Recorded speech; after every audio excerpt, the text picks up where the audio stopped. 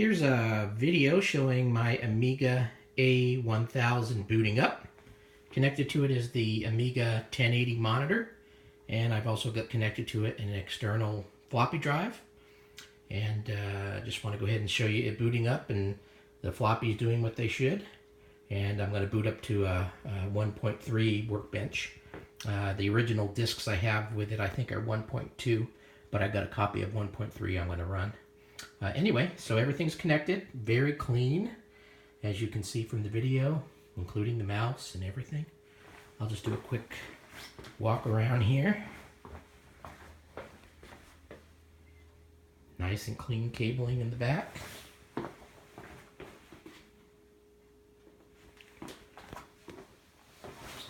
No yellowing. And the power button's on the side, so I'm going to go ahead and turn it on.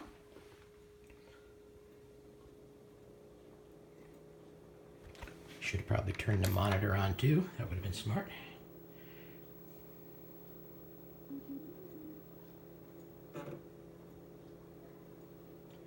And now it's asking for the kickstart floppy.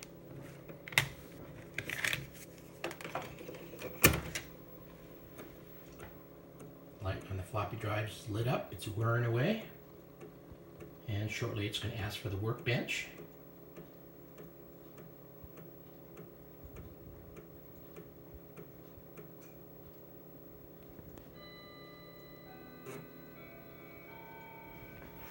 So I'll go ahead and check that and put in workbench.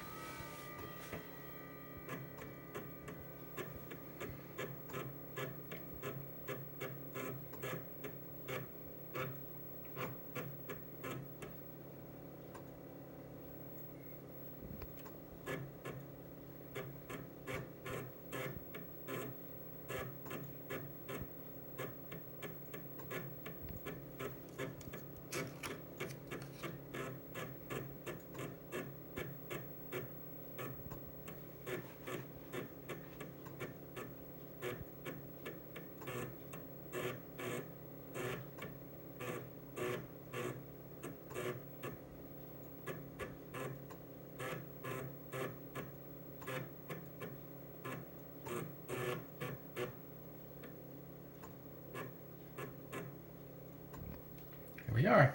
I believe this has got the 512 RAM, because if it was 256 it would be free memory like 20,000 or something like that, or 200 and some odd thousand. So this has the memory card that's in that front slot there.